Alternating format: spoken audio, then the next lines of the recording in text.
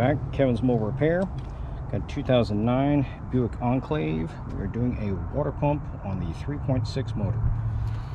Pump itself is easy, just 6 bolts, but all the fun part is getting to it.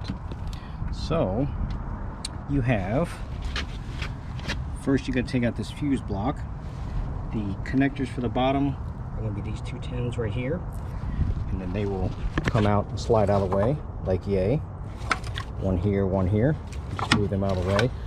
We're going to disconnect this connector here, and so that way the box itself will come out. Oh, and the 13 for the 2 power supply, which I have one of them wrapped up in case there's any kind of electricity,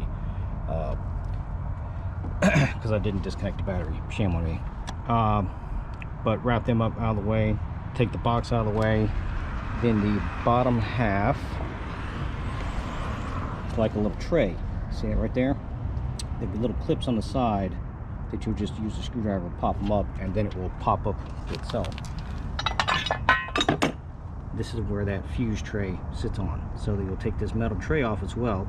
10 there, 10 here, and 10 over here. And then this whole piece will come up. Once you have that up, this torque bar will come out. It is 2 15s. One will be right here, and the other one will be sitting right here. Then you'll have the bracket here, which is 2 more 15s, which holds the torque bar in. They will go right here. Then you have this bar, which sits like this, where these 2 15s for that bracket set into. And then these are going to be 2 17s. And then you'll be able to get all that stuff out. And then also take off your upper radiator hose, so you'll have access to all that. The upper radiator hose has to come off in order to get the 2 15s, because the bracket's actually going to sit right here. I'll show you a picture when I get it all done, in case you want to look at it. Loosen up your belt. Oh, sorry. The pulley on there, disconnect the, loosen up the 10mm bolts for the pulley before you take the belt off, because it makes it a whole lot easier to loosen those up when there's resistance on there.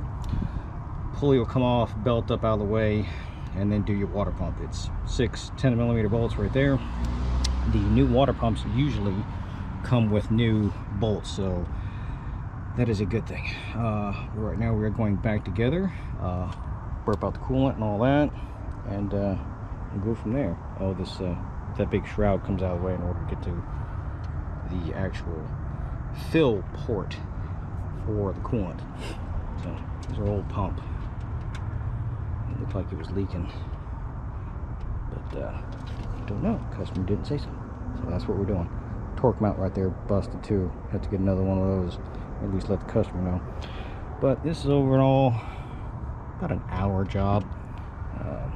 But any questions or comments, please feel free to let me know.